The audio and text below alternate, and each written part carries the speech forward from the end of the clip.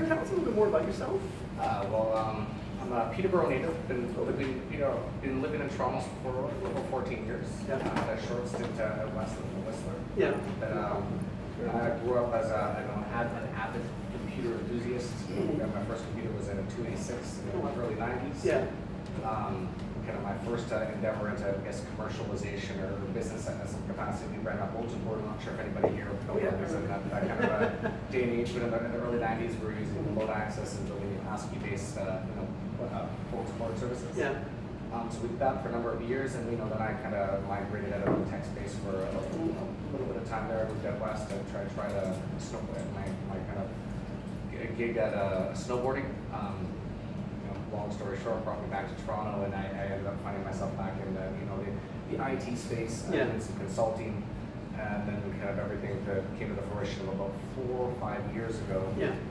We kind of made the decision to endeavor into something a little bit more substantial. We had an idea for video streaming, some video syndication with some location-based kind of a spin to it. Yeah. Endeavor, we kind of played with that for a number of weeks, where we were just kind of happenstance. We were in the right place at the right time when the Bluetooth 4.0 protocol came into existence. We started to play around with beacons, and then here we go. We're here. So what gave you the inclination of getting into the, what was that spark that said, well, this is really interesting? I'm not sure how familiar everybody is in this room with a Bluetooth beacon. But fundamentally, we were typically used to beacons pairing things together. My phone and my keyboard. The low energy standard allowed us to do that at significantly lower energy usage. The real change there, and I'm sure I think was for the special interest group that they allowed the broadcast capability. So somebody had the bright idea of, hey, what if I did use these radios to pair something together? I attach this little, very tiny chip to a point cell watch battery, and I'm going to get it to broadcast. And effectively, it's going to do for indoor positioning and in context, to what the lighthouse did for sea navigation thousands of years ago.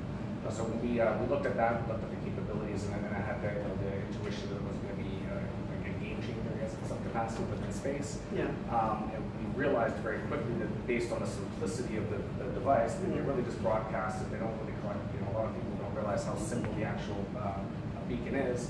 Realized that there was going to be need for some serious management infrastructure behind this, and we kind of were looking ahead a number of years of what type of issues enterprises were going to have deploying this technology in predominantly scale management and security.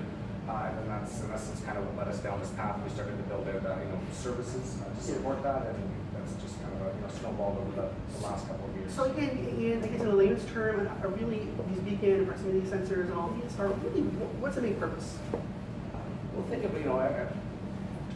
I'll use the word context, but in reality, latitude, longitude, GPS, game changer, knowing where we are on the face of the planet. But in reality, 90% of the individual's life is spent indoors. Yeah. 99% of commercial transactions happen indoors, where coordinates is really irrelevant. Yeah. Multiple floors, especially underground, and in reality, most of your direct needs are context-based. Where's my keys? Where's my friend? Where's the washroom? Right. So it's a relationship between you, your particular need, and something else within that given environment. So beacons, really filled that gap. Okay, and then what made that connection in your head? Saying, wow, this is really good technology, it's really going to be taken off.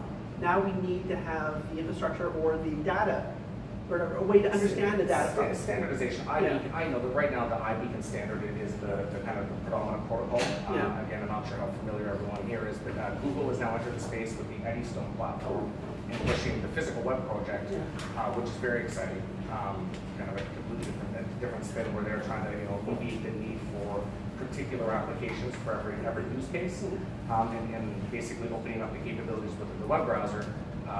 But again, there's a long road ahead of us, and there's a lot that still needs to get figured out. Where our main goal has been initially focused on the enterprise, and now opening up these services into freemium and just really low-cost tools focused at developers to help them bake this technology into your products and ideas as easily as possible. So definitely look over your website and understanding some of the products that you guys have. So tell us a little bit more about some of the business intelligence that you basically offer. Well, yes, there's two sides of our business. One side has been predominantly beacons, and we'll call that active data, meaning that the beacon does absolutely nothing unless there is a mobile application in the vicinity. It needs an API in that app or an SDK that's going to allow it to recognize the network. The other component of where we've really seen a lot of progress and we've seen a lot of excitement is, again, looking at the major issues with beacons, especially battery power. One of our first large deployments here in Toronto was with a company called BAI Canada, who manages the T-Connect in the subway system, so the free Wi-Fi, and basically they're the network infrastructure provider down there. So we worked with them initially with a goal to help generate additional revenues from the traffic that's organically going through that subway system.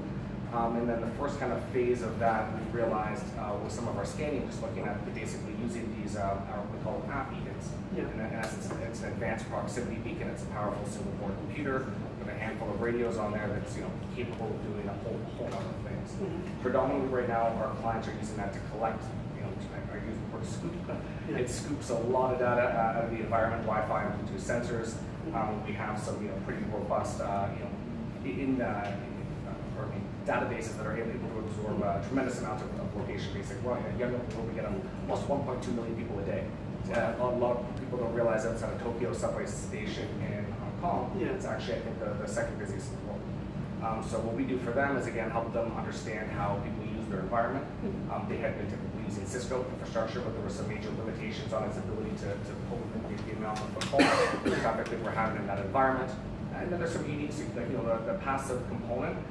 No application, so we're just looking at a unique device, and it's similar to the type of report we would get from Google Analytics.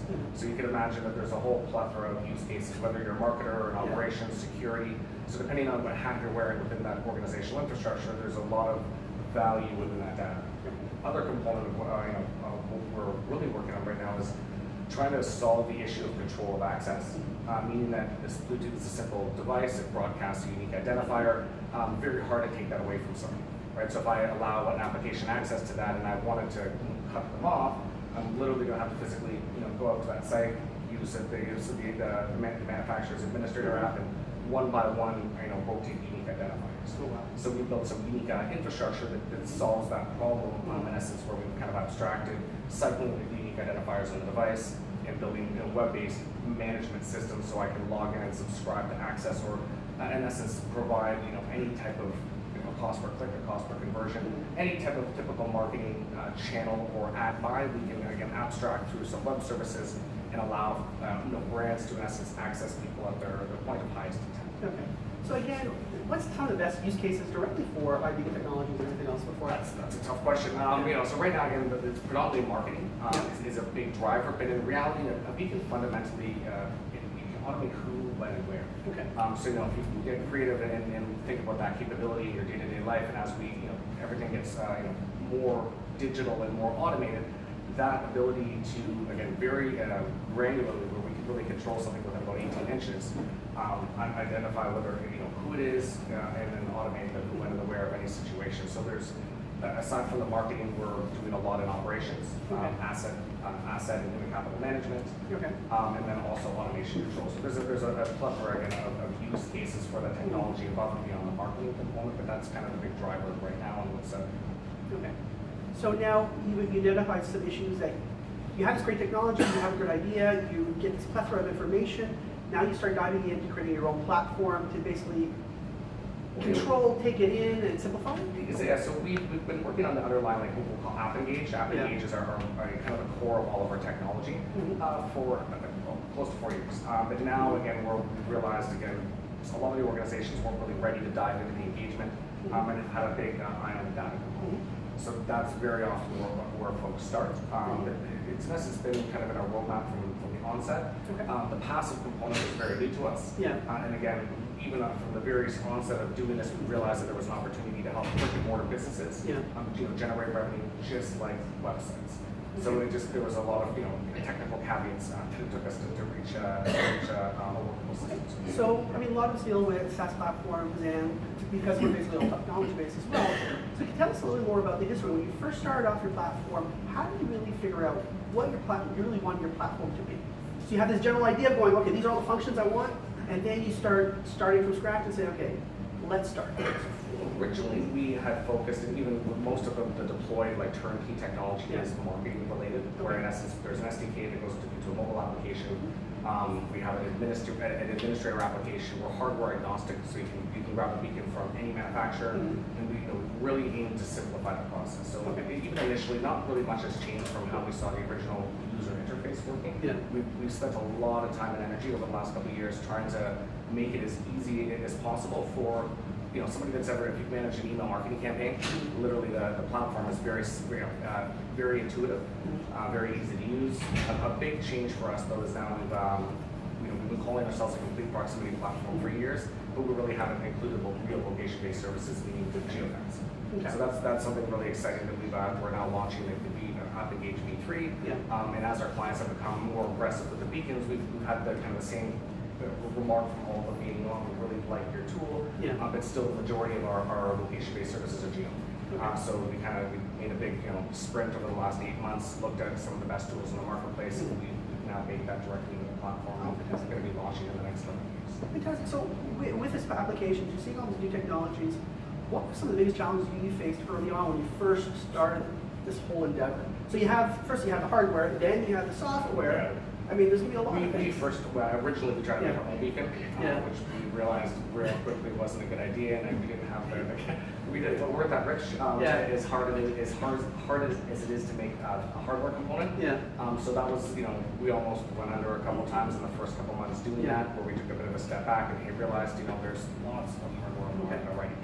So we went with the hardware agnostic component and really looked at making simple management tools for the technology, but the challenges and tribulations were many. One is capital, obviously. Making a couple pivots here and there, throwing out a big, nothing was worse for me the first time we did a big hardware purchase. It was, and we, getting the devices in and realizing that there was something was wrong, and just throwing out tens of thousands of dollars in the garbage. Hurts. Learning experience and figuring it out. Even too, another one of the challenges that we even deal with today is very few people even know what a beacon is. And again, we have a relatively complex service offering, and it's just now, our kind of new pitches. We help brick and mortar businesses generate new data, new engagement, and new revenue, but it's taken us quite some time to come up with a call to action that's that simple. So it's the educational component directly that's mixed in, because it is relatively new. It's very new, and again, even folks that know what a beacon is, again, very few people really understand the ecosystem. And again, it's very quickly. So that's again always a challenge, and is much less today than it was a couple of years ago, but we still run into the same issues on a regular basis. So now let's switch a little bit more. I mean, talking about as being a founder of a company right now that deals with technology and hardware and stuff, how was in the early days of actually starting to create your team? So you start figuring, okay, you have a cool idea. You get 1 or 2 people together saying, okay, guys, you got to believe in me. This is going to be the future. Beacons are phenomenal. They're all these different versions and. So building a team. There's been a core group that's been with us from the very beginning. And the thing is, the technology is exciting. I've always found that some people get it right away, and you kind of like, hey, if I could do this, I could do that. Your mind just starts spinning, and people get really into it. So some of the core people that are with us today that started from the very beginning, really got what we were doing from the very beginning. As we've grown, there's the passion and excitement in some of the early team.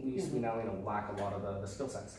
I needed to run a business, as things get busier and busier. So almost more of a challenge I find in the recent months. Finding folks, especially when you're still a little bit budget restricted on who you want to get. You want a lot of people on the team, so there's always a bit of a balance between quality and value. But again, it's always, I think, an ongoing problem for any business, and I don't think it really gets any easier as you grow. Maybe eventually it's delegated to other folks within the organization, and you don't, as a founder, you're not going to have to worry about that so much anymore. But it's one of the largest challenges I think that anyone's ever going to deal with starting a company from the ground is, who's on that team, what are the skill sets, and keeping everyone on the same page. Absolutely, it's a scaling. You're making sure everyone is on basically the same page. You're trying to keep the culture together. You're trying to make sure that they all kind of understand. You get along with them as well, so that everyone just goes along with the flow. So now, what are some of the biggest issues? And here's the beauty with beacon technology. It is changing. So your market space is changing. The technology is changing from the hardware with using batteries. Sometimes now you don't even need batteries. You can use stickers or other versions of beacon, from what I understand from some of the research I've done a while back. Well, so there's a couple of companies that have said that they've had radio harvesting. There's some things that we hear about that are really exciting, but typically, I've never actually seen anything. To tell you the truth, like Infinity, there's a handful of companies that talk about some novel things, but there's very few things that work well. Like, you know, we in our office, we test Beacon, like we're like experts. Anything that comes out, we have a team of people that look, you know, we're pre-ordering everything on the market, and there's really, you know, like 4 or 5 devices that I would recommend in a real enterprise environment. So there's lots on the market that, again, most of it is less than adequate for, again, what we would call an enterprise. You know, it's fun. We can put something together in a room, but again, one of the other issues with Beacons is scale and the environmental issues. We can get something working perfect in this room, pick it up and move it. And you know, radio is just it's a frustrating thing to deal with sometimes. It bounces, right? Yeah. So you talk about a little bit difference between the iBeacon technology and the RFID tags and everything else as well. So how is the real? What's the big? Well, no, RFID is a passive technology, right? It's just, you know, it's we're shooting energy at it, and it's great. It's very low cost. I think I was saying to somebody else earlier, where we're seeing a lot of excitement now in the asset tracking space because we're hitting that price point where these beacons are now becoming realistic at scale to completely replace RFID. And it's a fundamentally better technology. And even to, in essence, some of the live tracking that somebody might do with RFID today, there's a trade-off in even looking at the cost of the beacons out of the box, what I'm spending for infrastructure for scanners, right? And again, the other great thing about a beacon is it's active. Meaning I can see this thing move in real time, and I'm able to pull a lot of sensor data from that for whatever our use case is. So we see RFID never completely going away. There's always going to be a place for it. A sticker is inexpensive, but in a lot of the environments that we see, you know, the predominance of RFID are likely going to be changed to beacons. Okay. So now with your company, you have this technology. You got it out there to your customers. You know, you're selling it time and time again. What did you learn from your customers? What was some of the early feedback that they told you? Because sometimes you go in thinking this is what the best use case is, and then they come back. We pushed engagement. One of the first things that I've always was even kind of disappointed about when one of our first tests was with a company. And we work very closely with a lot of out-of-home companies, and within our platform we have some really novel capabilities with signs, like digital signs. We can associate a beacon with the display. If there's an SDK in that mobile application, any customer data we have, we can do some really novel things, like minority report stuff, where I walk up to a display, it switches, pull that content on my screen. So we had done a couple of campaigns with some of these big out-of-home guys. It had a really successful launch. Uber was the client, but no one could sell it. Like, so we kind of put the tech in the hands of like the sales guys for the Pattersons and some of these out-of-home channels. And we, even to this day, we run into challenges with the engagement component. Understandably so, that it's a lot of you want to make sure that you're not cannibalizing your user base, where people are stepping back to the data. Right, where everyone likes the engagement, it's, you know, and that's kind of really what we pushed for the first couple of years, and I get excited about it personally, but at the end of the day, we typically even advise clients to install, collect, you know, analyze, and then let's really put your strategy together before you start pushing, you know, notifications. And you know, when there's an app on your phone, if you have a relationship with that retailer, you really want to make sure that we're providing value to the customers, because the technology can be used, you know, to be intrusive and annoying very easily if there's not a good strategy behind what we're doing. So that's something that we deal with a lot of our clients on a regular basis. Now, dealing with today's age of security and everything, how much of an issue is that becoming with some of your customers, or say you get in a coffee shop? So again, like there's that's where we really push. Like beacons are great, the battery powered ones, cheap, they're easy. But there's massive issues if we're going to put in critical infrastructure.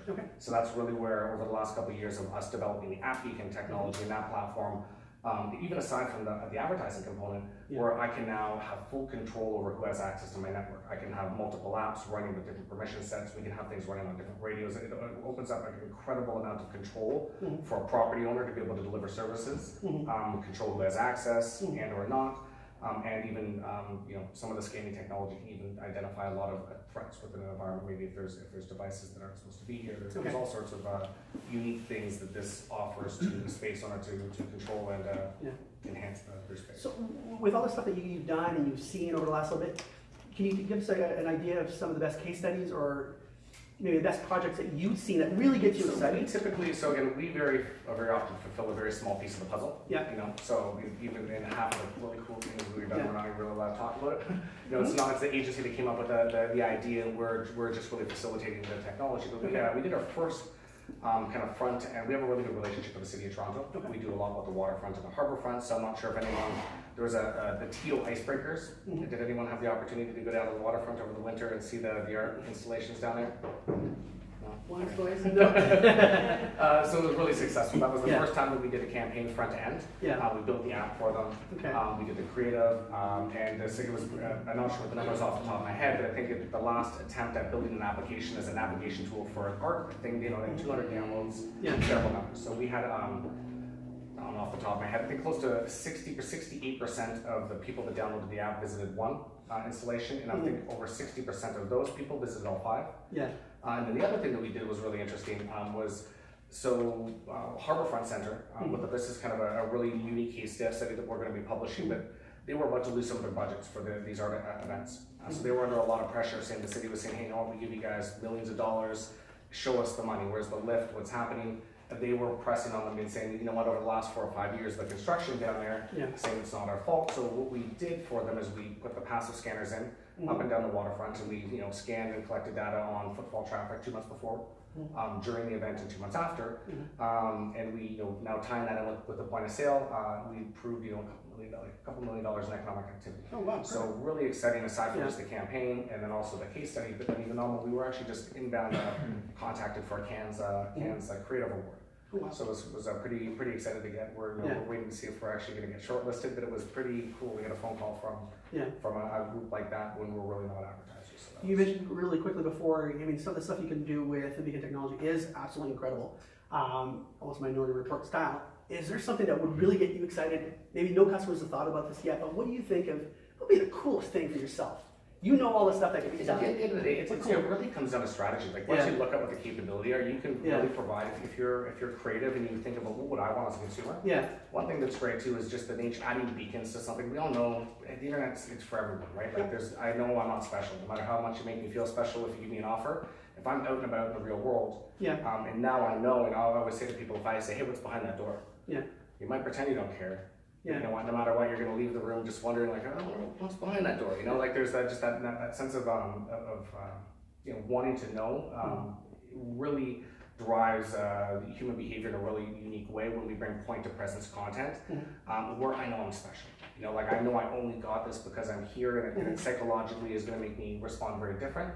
So what I get excited about is we had a client that is doing some stuff in China doing scavenger hunts. And it blows it. So it's hard to understand because we basically just license some of the back end stuff. Everything's it's not like I have a hard time even understanding what's going on from a creative perspective. The results are very impressive. But just even in general, but nothing gets me more excited than when I see somebody put together a really really engaging experience. When people are like, that was amazing, they come over with a story, and we're just pushing content as somebody walks around a room. There's somebody thought deep and hard and put together an experience for somebody that was memorable and engaging, and I think gets us all excited. Absolutely. Anytime you're able to really engage the audience or do something that's a little bit different, give them the right information at the right time. I remember seeing some case studies a while back with iBeacons where you're walking through the store, you're getting close to one of your favorite stores, all of a sudden an ad pops up. As you walk closer and closer and closer, if you keep on passing by, maybe the ad discounts will drop. There's some other ways of getting them engaged. If you're a creative marketer, once you start to look at the capabilities within these new platforms, it's very exciting. Because we can really, take an experience, a personalized experience like I have on web.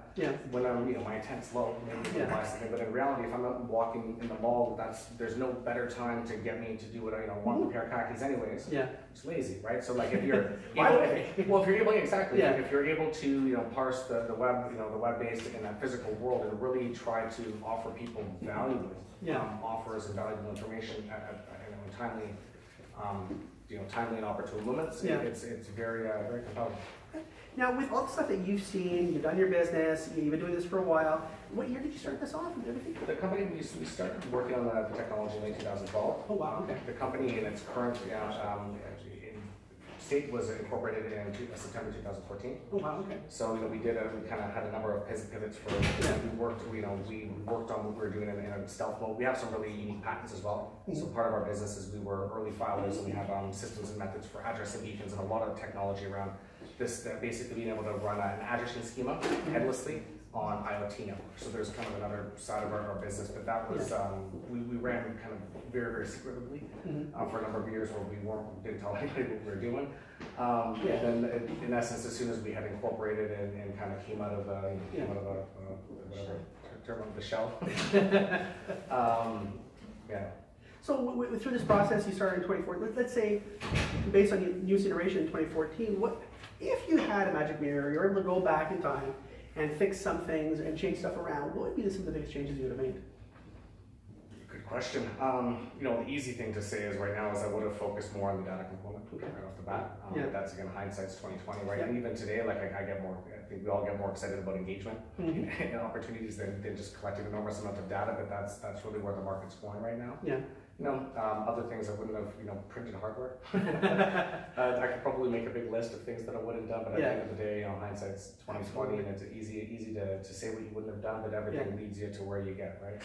So now, at this day and age, where you are right now, what do you see on the horizon for API right now? Some of the newest thing that might be coming out that you can talk about? We're really excited. Like one thing that I'm very excited about is we're going to be launching the App Engage V3. We're going to make it a lot easier, like a freemium version, like very accessible. Where anyone here, if anyone here is a developer and would like to play with the platform, please talk with myself or my two colleagues. I'd be more than happy to give you guys a free demo account. But we're really excited to get folks building on the platform. Our library of SDKs and API are getting a lot more robust, and we have a really exciting roadmap as well as far as bells and whistles and just some additional functionality that's going to come to the platform. Things that we're already doing from a customer perspective. We know they're in demand from clients, but building tools just to make it real easy and work out of the box. So we're very excited to get more people on the platform, and again directly under the API brand versus us. We do a lot of stuff that we take credit for. So it's exciting to get folks actually on the platform and just like So through all your experience right now and for what you've seen with hardware, with technology and stuff, if you had one piece of advice you'd give an early stage startup, a founder, anybody else like that, what would that be? No, I would need some context to that question. Let's say in hardware first, because you had good and the bad with that. Think wrong and hard. Hardware is very exciting. Hardware, HaaS is the new SaaS, we'll call it. And we don't sell hardware, it's hardware as a service. Hardware is really exciting. There's a lot of opportunity, but man, is it challenging. And it can get mistakes can be expensive. Right. So that's the one thing. Going into it, make sure that you know what you're doing and you have a right team as well, because there's a lot of skill sets that come into play once you're dealing with embedded software, firmware. There's just a lot more moving pieces, and especially if you're trying to build it yourself, which is again freaking exciting, but again very challenging. And we've even stepped back, something later down the road as we go through some, looking at acquiring maybe companies that are doing some stuff for us right now, but we'd like to get back into it, but we'd never attempt it without making sure that there's a strong, very knowledgeable team and well capitalized. Okay, perfect. So with that being said, I want to open it up to everybody so everyone gets a chance to ask any questions either on the hardware part, on the business part, any fundamentals about starting a business. So I'll start off the questions. Anyone have any questions right now? Go on once. Everyone's quiet this month. Oh my God. Go on once, go on twice. There we go, Chris. It's a very general question. As a CEO, as a founder, what kind of, not like looking back, hindsight's 2020, but just in general, as a leader, what kind of maybe top 3 traits do you think has helped you get to where you are? Getting better at delegating. Staying really positive. Third, I've had a challenge. I typically really like to learn, and I'll go back to the delegating where I really want to become an expert or learn it to a certain point before I get involved in stuff. And right now, as the company gets to a certain point, you have to have faith in team members, good or bad, and even understand, what, it's better to allow someone to make a mistake and come back in and rectify that than trying to micromanage or control what people do. And again, that's part of the process of building people's confidence and getting folks to work autonomously and in understanding, what, there's nothing wrong with making a bad decision as long as you can validate why you did it. Okay to fail. So a lot of people go in and hesitate to do things because of this fear of failure, where, again, training people where, again, as long as there's a strong hypothesis going in where you can say, you know what, I did this because A, B, C, and D didn't work out, no one's ever going to get punished for that. At least the first time. Second, third time. So with even growing your own team right now, so what's the best piece of advice you would have for somebody that's actually looking to do the first hires? Again, good question. You know, we've done things a lot internally ourselves. Yeah. You know, the first kind of group of people were probably from my network. Yeah. You know, then you kind of go into startup land, you typically start to not go out a lot less. Yeah. Isolate yourself from some of the social communities where you might find some of the talent that you're looking for. But you know what, now, again, it's still a balance between, I guess, looking for people within your network, but agencies are fantastic, and that's kind of where we're going now, where it takes a lot of the onus off you. You know, in finding people, pulling them right out of existing positions. Like, I mean, it's one thing that's, it's great to find somebody that has a track record, that you're compelling you to leave a position to come to another one. Yeah. It is, you know, one thing that I would like to focus on going forward, and I would recommend anyone here, just, you know, you're picking your team well, right? At the end of the day, finding people that are smarter than you and or have really cross-pollinating skill sets, right? We're all good at something, all, you know, bad at other things, so you never want too many people on the same team with the same skill sets. You know, too many cooks in the kitchens, you can run into a lot of issues with that. But again, team at the end of the day is what everything comes down to. So you can talk just quickly before doing other questions. Now, building a team of developers, because you have so much data that you're dealing with, can you talk a little bit more about creating your I guess, your data team or your development team? Again, we have a really, so we have hardware division. We have back-end guys, we have front-end guys, and I have mobile. You know, I've been a bit of a jack of all trades my whole life, where I've known enough where I can get things started, but now at the end of the day, a lot of the stuff's over my head. To tell you the truth, like, especially some of the firmware stuff, like I look at what some of my engineers do some days, and even especially on the BI, like the business intelligence side, I'm I'm impressed when I look at what some of these guys are doing, because I don't even have the time to look at it. And sometimes I'm like, you know, I have a hard time even grasping, you know, especially like, you know, decompiling Bluetooth and some of the firmware stuff that these guys do, is, you know, using an oscilloscope to you know, to break down hex, and I don't even know how they get about reverse engineering some of this stuff. It's impressive. It's getting a good team together. Any other questions to ask him based on the development? The company's vision down the line? Pardon me? What's the company's vision down the line? You know, we want to become a leader, and you know, we want to become the leader in the proximity space. So, you know, through our AppEngage platform, standardizing and providing, you know, offering this to be accessible to everybody. Another big play for us right now is again, the name we call it right now is Reach. So the advertising network. In essence, we're launching the world's first proximity-based advertising platform that actually has, you know, programmatic access. So that's really exciting for us right now. We're working with a lot of transit. So, you know, we have Toronto, we have New York.